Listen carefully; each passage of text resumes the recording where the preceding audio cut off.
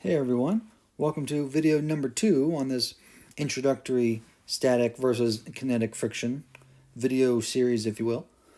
Alright, so what I've done here is I've written some values for the applied force, right there, the weight of the object, not the mass, the weight, and both coefficients.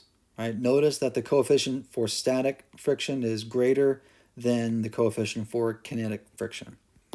Um, by, by, by the way, one thing I didn't mention in the previous video is that the values for mu typically are only between 0 and 1, I guess, inclusively. Okay? So for 0, that means there is no friction, and 1 means that there is a tremendous amount of friction, right? It's you can get values of mu greater than 1, right? It's not uncommon, but usually, right, in the problems we'll see, it's between 0 and 1. The greater or the closer to 1, the higher the frictional force. Okay?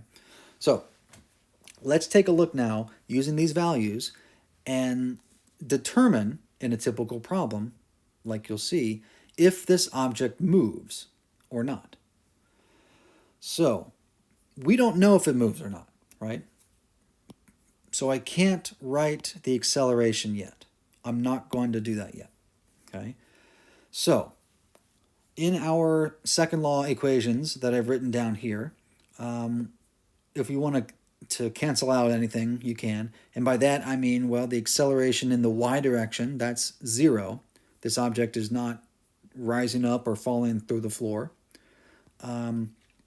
So that makes that equation a little bit easier.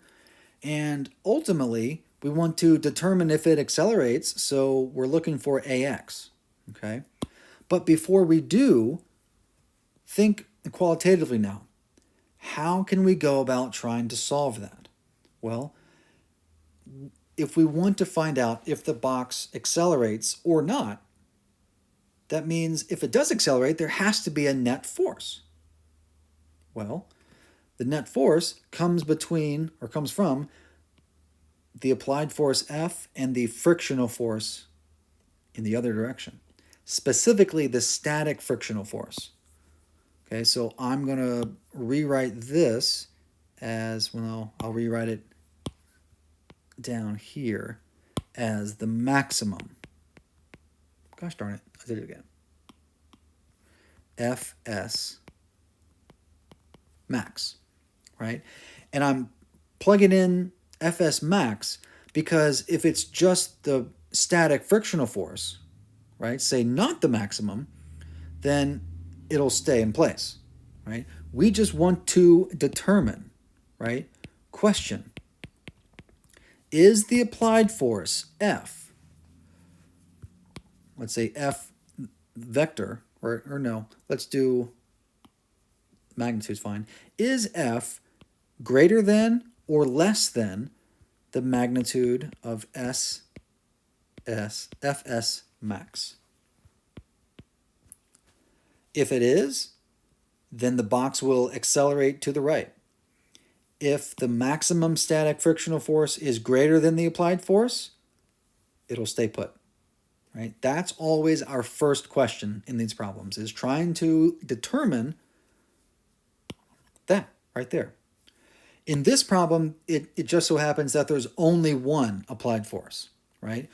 In the future, you'll have problems with more than two forces here, right? You might have a component of gravity if this is an incline.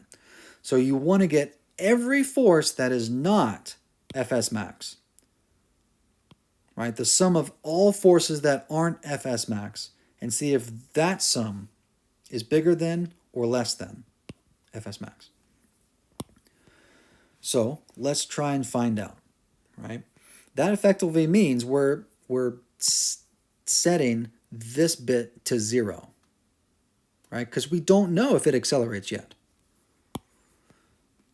So the magnitude of F, the problem tells us, is 36 newtons. I'm leaving out units. Is that greater than or less than the magnitude of Fs max? Well, that had the expression of the coefficient times the normal force, well, that gives us, what was our coefficient? Is 0.65. And what's the normal force? Hey, look at this. Now we can use the y equation to solve for that. So Fn is equal to mg. Now we can plug that in. So the mass, well, we don't know mass. We know the weight. That's 45.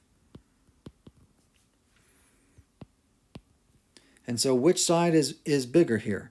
So 36, what's 0.6 times 45? That should give us a number of, let me check my notes, 29.25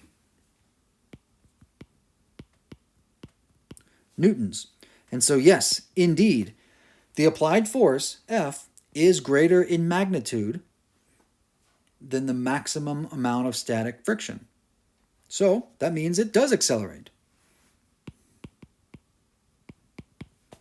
It does accelerate, right? And so we have acceleration to the right. And now, knowing that, we want to find that rate of acceleration, okay?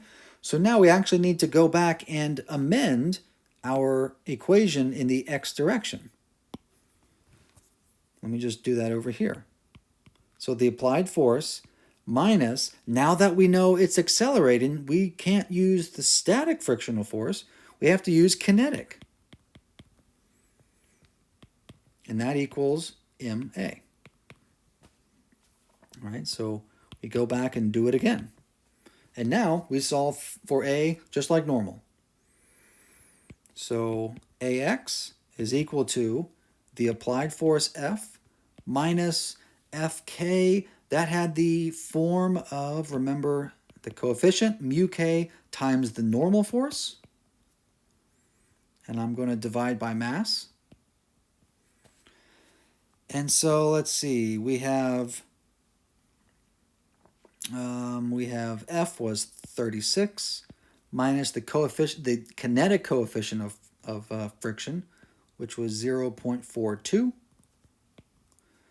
The normal force was equal to mg, right? So that had a value of 45, same thing as weight. And divided by mass, let's see, let's do it up here. Weight was also equal to mg, right? So if we just want mass, we divide both sides by g.